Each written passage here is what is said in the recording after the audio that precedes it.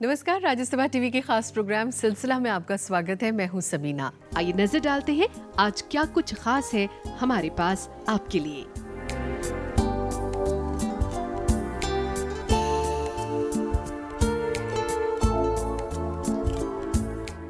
संगीत नाटक अकादमी हर साल संगीत, नृत्य और नाटक के सूबे में मखसूस फनकारों और अदाकारों को अपने अवार्ड से नवाजती है। हर साल की तरह इस बार भी अकादमी ने उस्ताद बिस्मिल्लाह खान युवा पुरस्कार 2010 के नाम से कई मारूफ और मखसूस शख्सियतों को इस अवार्ड से सरफराज कर उनकी हौसला अफजाई की है, जो एकता, समानता, एकरूपता और समरसता का प्रतीक है।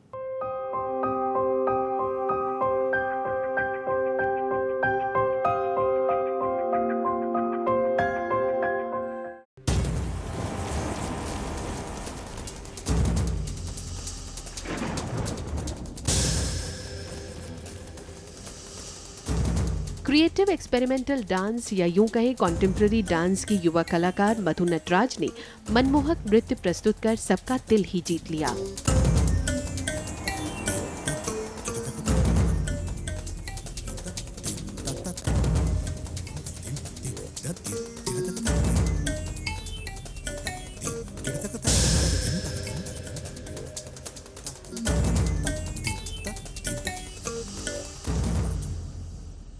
कंटेम्प्रेरी डांस जो है वो एक भाषा है, अपनी डांस की भाषा, वोकैबुलरी जिसको कहते हैं, जिसमें कथक इन सब के डिफरेंट अलग अलग मोटिव्स लेके यूज़ किया गया है और ये एक मिक्स मीडिया प्रोडक्शन है।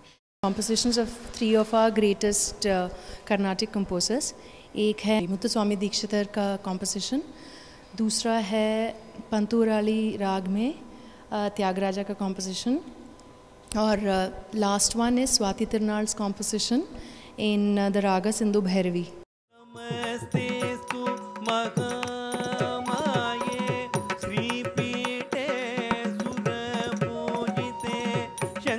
एक तरफ भरतनाट्यम के युवा कलाकार पी प्रवीण कुमार ने बड़ी ही खूबसूरती से भरतनाट्यम नृत्य की प्रस्तुति दी।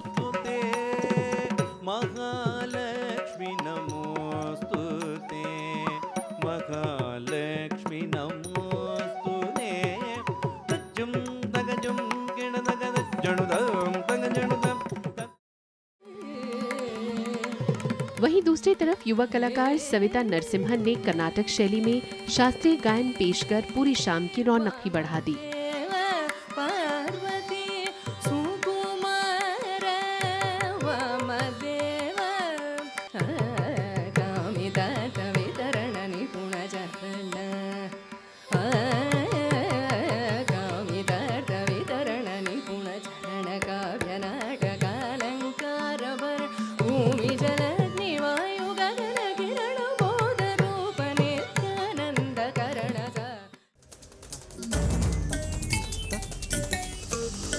और इस कार्यक्रम का मकसद युवा फनकारों की हौसला अफजाई करना रहा।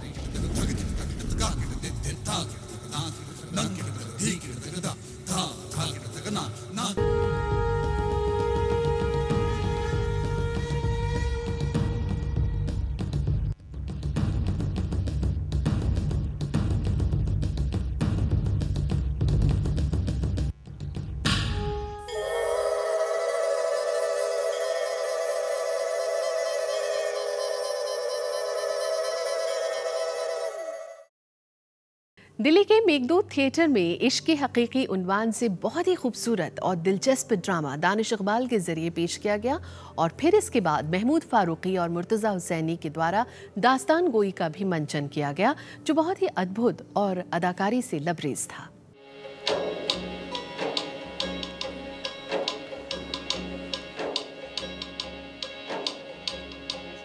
वो उस दरवेश के साथ बैठा, सुनता रहा उसकी बातें। यही तो शर्त थी, एक लम्हा भी खाली ना बीतेगा खुदा की तारीफ के बिना। नाटक की कहानी खुदा की खुदाई, उसकी मोहब्बत को इबादत के जरिए हासिल करने और खुदा की बेमिसाल कुव्वत में यकीन करने की प्रेरणा देती है। यूं तो वो साहूकार था, उसने अपनी जिंदगी में धन, मूल, सूद के अलावा न कभी कोई बात सुनी और सोची थी।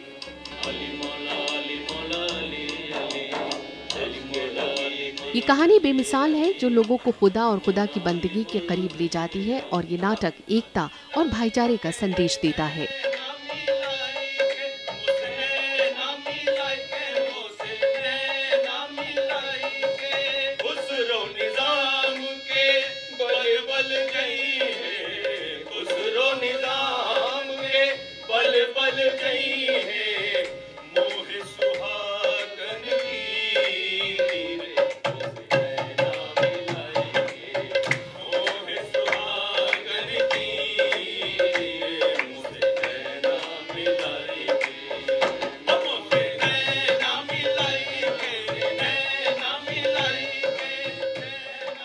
संगीत और खुदा का जो सामंजस्य है, जो एक सुर हम कहेंगे, तो वो एक मोड है इबादत का जिसके थ्रू हम उस खुदा से कनेक्ट हो सकते हैं, उस भगवान से कनेक्ट हो सकते हैं। वहीं इस शाम का दूसरा रंग रहा महमूद फारूकी और मुर्तज़ा दानिश हुसैनी के जरिए पेश दास्तान गोई। इसने लोगों को कायल कर दिया। धुआं निकला, धुआं मुंह और नाक के रास्ते से जाके मुकर्रनिस के दिमाग में पेचीदा हुआ। मुकर्रनिस चक्कर खा के जमीन पे गिर गया और बेहोश हो गया। और वो साहिर जो ये दास्तां हमजानामा की ताबीर है जिसमें साकी तिलस्म जैसे अल्फाज से रूबरू होकर मंजिल मकसूद को पहुंच जाता है। इसमें जुबानी कहानी पेश करने का पुराना रिवाज है और ये सिंफ सिंगना बसीना एक दूसरे तक पहुंचती रही है। ये दास्तान अमीर हमजा के बारे में बयान की जाती है। इनको ज़बानी कहानी सुनाने वालों ने डेवलप किया था। अमीर हमजा हुजूर पाक मोहम्मद साहब के चचा थे। बेसिकली इसमें कहानी बस बनाते जाते हैं। तो हम जिन्होंने कहानियाँ जो पिछले 200 साल में लिखी हैं उनकी कहानियों को लेके हम फिर दोबारा पेश कर रहे हैं। अरे हुजूर मेरे छुपाने से क्या होता? इस दास्तान की पेशकश तहजीब और संस्कृति के एतबार से एक अलग जगह रखती है। ये कोशिश गुम होते फन दास्तान गोई को एक बार फिर मकबूल करने की कोशिश है। अबे कहीं ऐसा तो नहीं कि तेरा असली नाम बर्क हो? अरे मेरा असली नाम तो बर्की है हुजूर, तो मशहूर अमर है। देखा, मैं जो कहता था, अब पता चला कि तू भी सच्चा और मेरा शहर भी दुरुस्त है। दिल्ली के मेघदूत सभागार में भारतीय संस्कृति की पहचान, पंजाब के गुरबानी कीर्तन, मणिपुर के लोकगीत और जम्मू कश्मीर के सूफियाना कलाम को एक साथ एक मंच पर पेश करके भारतीय एकता में अनेकता की पहचान को बहुत ही खूबसूरत तरीके से दर्शाया गया। आइए आपको दिखाते हैं इसकी एक झलक।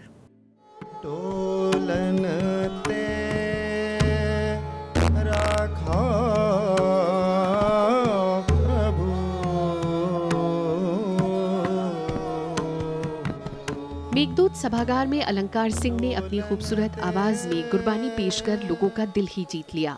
मन जापो राम गोपाल, मन जापो राम गोपाल, मन जापो राम गोपाल, मन जापो राम गोपाल, मन जापो राम गोपाल। जो भी गुरबाणी है, जितने भी शब्द हैं, सारे यूनिवर्सल ब्रदरहुड, पीस, एक दूसरे से प्रेम करने की, द्वेष और भावनाओं से मुक्त होने की हमें प्रेरणा, हमें सलाह देते हैं और एक अच्छा सच्चाई से जुड़ा हुआ, कर्म से जुड़ा हुआ जीवन जीने की प्रेरणा देते हैं।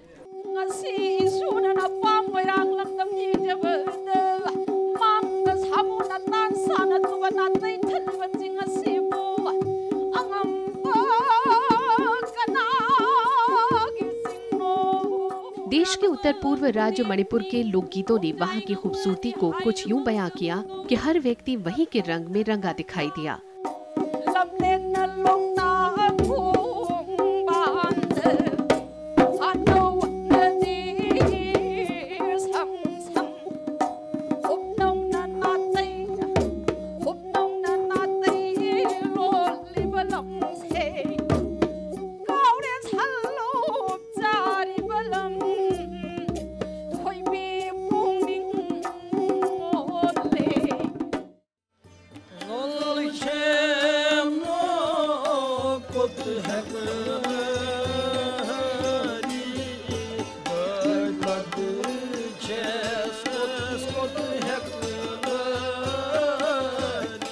जम्मू कश्मीर से आए युवा कलाकार मंजूरुल हक और उनके साथियों ने बड़ी ही बेबाकी और खूबसूरती से सूफियाना कलाम पेश किया।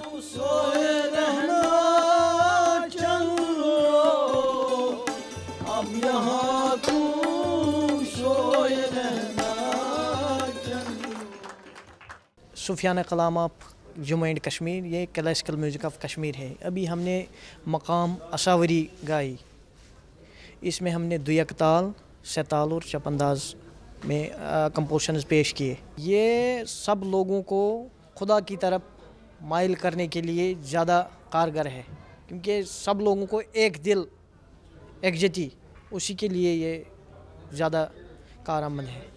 इस कार्यक्रम का मकसद गंगा यमुना संस्कृति से दर्शकों को रूबरू कराना था। और ले लेते हैं एक छोटा सा ब्रेक। ब्रेक के बाद हम हाजिर होंगे। आप देखते रहिए प्रोग्राम सिलसिला।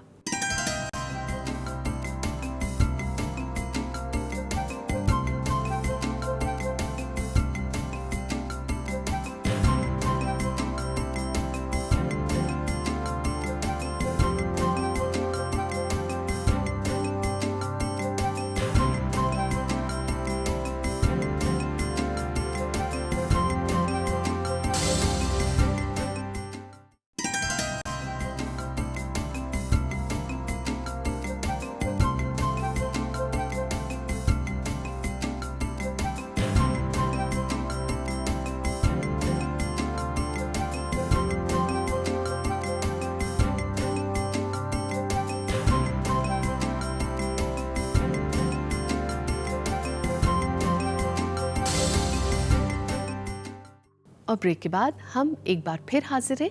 आप देख रहे हैं प्रोग्राम सिलसिला।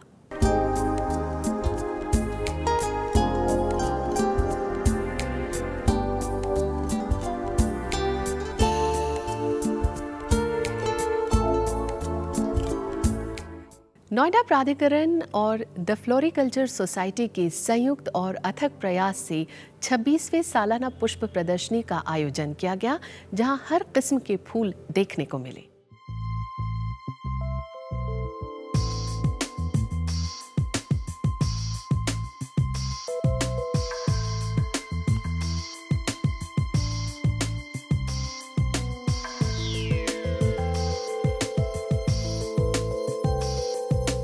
फूलों के सतरंगी रूप के साथ साथ जब दर्शकों ने अनेक प्रकार के रंगों वाले फूल देखे तो सबका मन खिल उठा।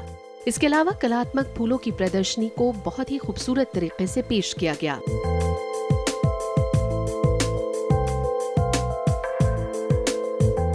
प्रदर्शनी में फूलों से पशु पक्षियों को बनाया गया था और लैंडस्केप गार्डनिंग लोगों के आकर्षण का केंद्र रही।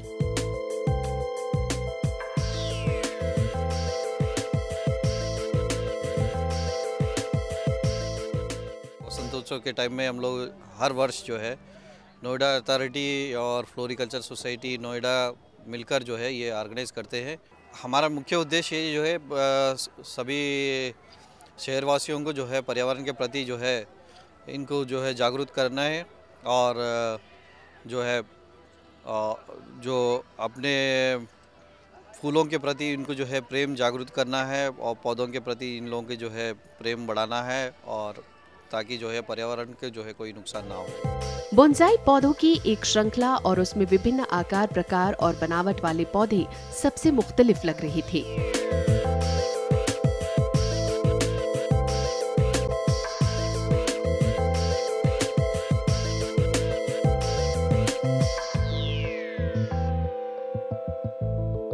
फूलों की इस प्रदर्शनी का खास मकसद फूलों की विभिन्न किस्मों को प्रदर्शित करना था, ताकि प्रकृति और उसकी अनमोल देन के प्रति लोगों को जागरूक किया जा सके।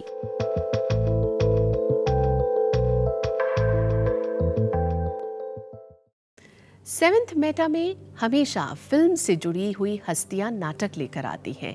इन नामों का अपना ही एक आकर्षण होता है और ऐसा ही एक नाटक देखने को मिला कमानी सभागार में और नाटक था आधे अधूरे।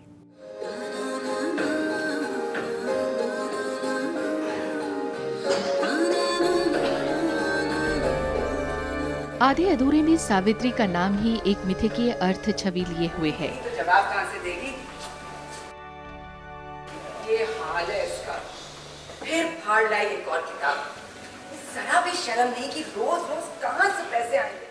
पौराणिक सावित्री अपने मृत पति को जीवित करने की मांग को लेकर यम के पास जाती है, पर इस नाटक की सावित्री या आज की औरत के सामने परिदृश्य बदल चुका है। इस नाटक की सावित्री अपने पति से असंतुष्ट है। पता है कितना खर्चा था उन दिनों? अरे शुरू में जो लगाया था वही निकाल कर खा लिया। किसने खा लिया? मैंने? नहीं, मैंने। पता है कितना खर्चा था उन दिनों? 400 रुपए गिराया जाता था मकान का, टैक्सियों में आना जाना होता था, लड़के लड़की की कॉन्वेंट की फीसें जाती थी, किस्तों पर फ्रिज खरीदा गया था, दावतें उड़ती थी, शराब आती थी, क्या उन सब पे पैसे नहीं खर्च होते थे? तुम लड़ना चाहती हो क्या? रहती हो हर वक्त। अब जुनेजा आ गया है ना, रहा करो 3-3 दिन घर से गायब। तुम फिर से वही बात उठाना चाहती हो? अगर रहा भी हूँ कभी 3 दिन घर से बाहर तो किस वजह से? अरे वजह को तो तुम्हें ही पता होगा या तुम्हारे बेटे को। वो भी तो 3-3 दिन घर में दिखाई नहीं देता। तो तुम मेरा मुकाबला उससे करना चाहती हो? नहीं, उसका मुकाबला तुमसे कर रही। जिस तरह तुमने ख्वार की ना अपनी जिंदगी, उसी तरह वो लड़का भी बस। और लड़की तुम्हारी? उसने अपनी जिंदगी ख्वार करने की सीख किससे ली है?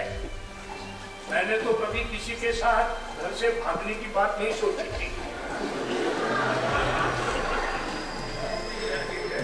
मैं तो आ ही जाऊंगी, सोच ही रही थी बेटी से मिलने की। हाँ, वो भी पूछती रही है। सावित्री के जीवन में आने वाले दूसरे पुरुष भी आधे अधूरे हैं, चाहे वो जुनेजा हो या सिंघानिया। महत्वाकांक्षी और अतृप्त सावित्री न बच्चों से तालमेल बना पाती है और न ही घर छोड़ पाती है। इसी उलझन को दर्शाता है ये नाटक। क्या तरीका सोच रखा है तूने? बात तो रहने दो मामा। नहीं चाहता मेरे मुंह से कुछ ऐसा निकल जाए जिससे क्या? क्या जो भी कहना है तुझे? कुछ नहीं कहना है मुझे। कुछ नहीं कहना है तुझे। बैठा रहा अपनी तुच्ची पे, तकता रहा अपनी तकवीरें। कितनी तकवीरें काटे मेरे मुन्ने राजा ने। नहीं कहना था तुझे तो अपने जुबान पे पहले कब्जे में रखा।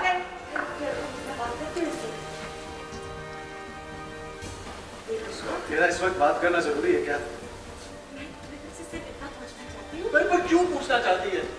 मैं इस वक्त किसी की किसी भी बात का जवाब नहीं देना चाहता।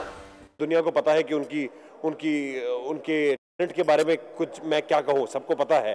बट यस, आज का दिन ये जो प्ले है आधे अधूरे, ये पहले भी एनएचडी फेस्टिवल में आया हुआ है और लिलित ने बहुत ही ब्यूटीफुल तरीके से इसको डायरेक्ट किया है। आखिरी दृश्य में महेंद्रनाथ जब घर लौटता है तो प्रकाश और छाया की वजह से वो लगभग अदृश्य रहता है। दर्शकों को सिर्फ उसका आभास होता है। क्या है वो चीज और कहां पर है वो इस घर में? लिलित दुबे की ये प्रस्तुति उनका ड्रीम प्रोजेक्ट था। इस नाटक को वो तब से करना चाहती थी जब से पहली बार इसे देखा था। अपने निर्देशन में लिलित ने नाटक की गंभीरता को कायम रखा है। और ले लेते हैं एक छोटा सा ब्रेक। हाजिर होते हैं बस थोड़ी देर में। आप देखते रहिए प्रोग्राम सिलसिला।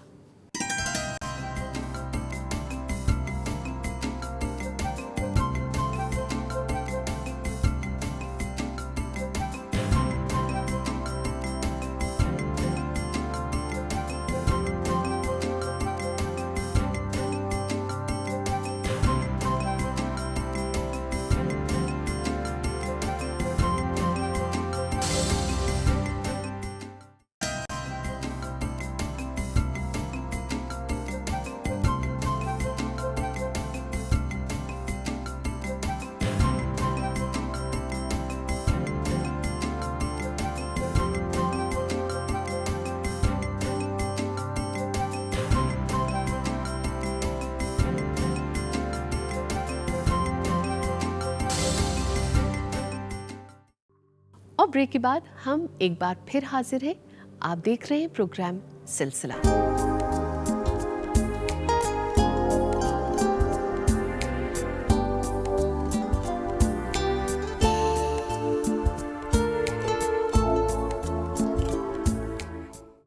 इंडिया इस्लामिक कल्चरल सेंटर के सभागार में नाद कार्यक्रम के माध्यम से बहुत ही खूबसूरत अंदाज और आवाज़ में एक शाम नृत्य का आयोजन किया गया, जिसमें युवा और ऊर्जावान कथक नृत्य कलाकार चारू अरोड़ा के साथ साथ 3 साल से लेकर 15 साल तक के छोटे छोटे बच्चों ने नृत्य प्रस्तुत किया।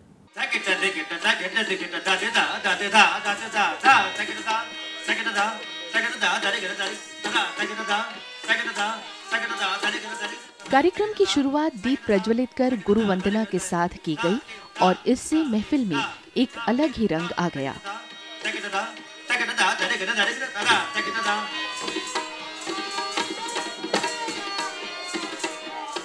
त्यारू जी ने जो आज प्रस्तुति दी है नन्हे कलाकारों को तैयार करके उनको तालीम देकर, ये तो बहुत ही हमारा धर्म है, हमारी जो भारतीय संस्कृति है,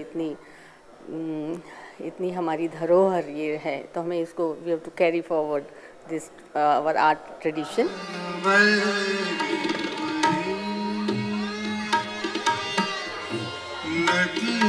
जयपुर घराने की चारू अरोड़ा ने अपने मनमोहक अंदाज में कथक नृत्य प्रस्तुत कर सभी का दिल मोह लिया।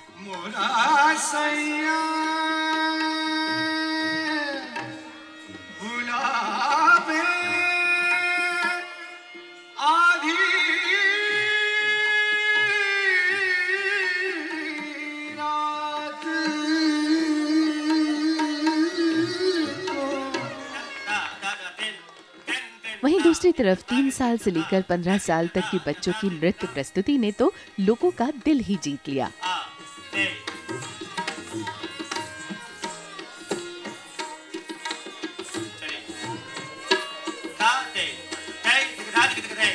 कथक एक बहुत पुरानी नृत्य कला है जो सदियों से चली आ रही है। इस संस्कृति को जिंदा रखने का सिर्फ और सिर्फ एक ही माध्यम है कि इसे ज़्यादा से ज़्यादा बच्चों तक पहुंचाया जाए। आज के इस वेस्टर्नाइज्ड युग में आगे ले जाना चाहते हैं छोटे छोटे बच्चों के थ्रू, जिन्हें सही दिशा नहीं मिलती।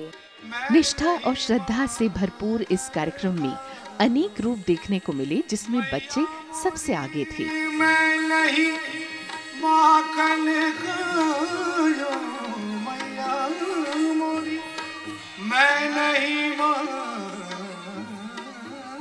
मेरा पैशन है डांस। मुझे डांस करना बहुत अच्छा लगता है। जब भी मैं फ्री होती हूँ और मेरे को डांस करने का मन होता है तो फिर मैं डांस करती हूँ। ये आयोजन नई और ऊर्जावान प्रतिभा का गवाह बना, तो वहीं लोगों ने बच्चों की खूब हौसला अफजाई भी की।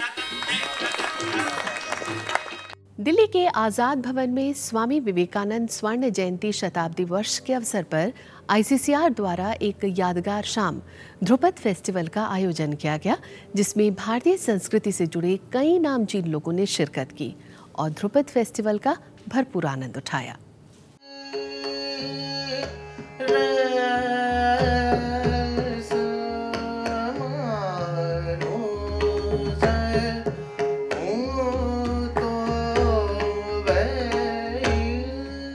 डागर परिवार ने 6 दशकों से अपनी यादगार प्रस्तुतियों से ध्रुपद गायन शैली की ऐतिहासिक परंपरा को कायम रखा है और इसी को ध्यान में रखते हुए उस्ताद फयाज वसीफुद्दीन डागर ने रसखान के पदों पर ध्रुपद गायन पेश किया।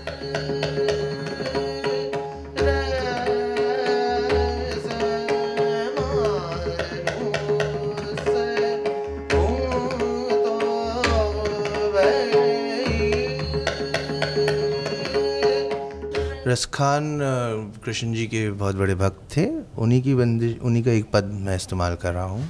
मानस हूँ तो वही रसखान बसूँ पृचको कुल गाँव के ग्वालन, जो पशु हूँ तो कहा बस मेरू चरुचित नंदन देनो मचारन। तो ये चौताल में बद होगी। महाबली शिव महाबली शिव आदि अंत शिव महाबली शिव आदि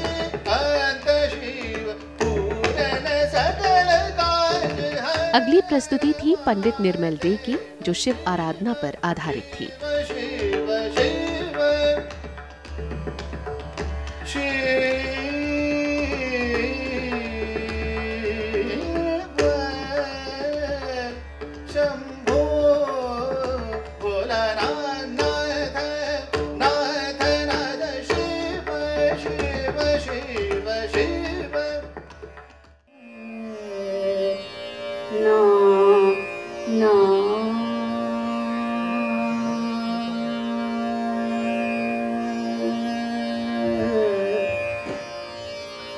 ध्रुपद गायन में आलाप का एक अलग ही महत्व है और प्रोफेसर काबेरी डे ने जब इसमें अपनी प्रस्तुति दी तो वहां बैठे दर्शक भाव विभोर हो उठे।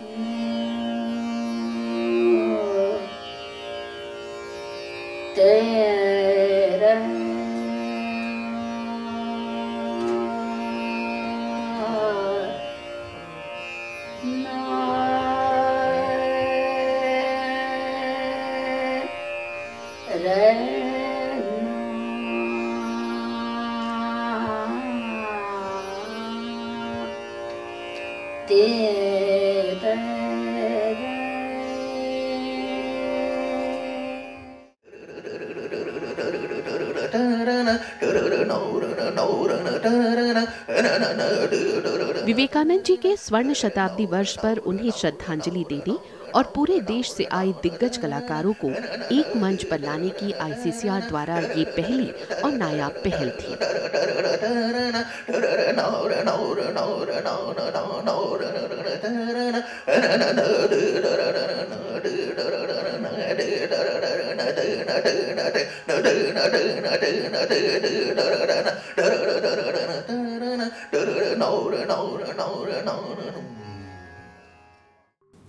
तो सिलसिला के आज के अंक में फिलहाल इतना ही, लेकिन हमें आपकी राय का इंतजार रहेगा। हमें अपनी राय से ज़रूर नवाजें। हमारा ईमेल आईडी है silsila.rstv@gmail.com। और इसी के साथ इजाज़त दीजिए। नमस्कार।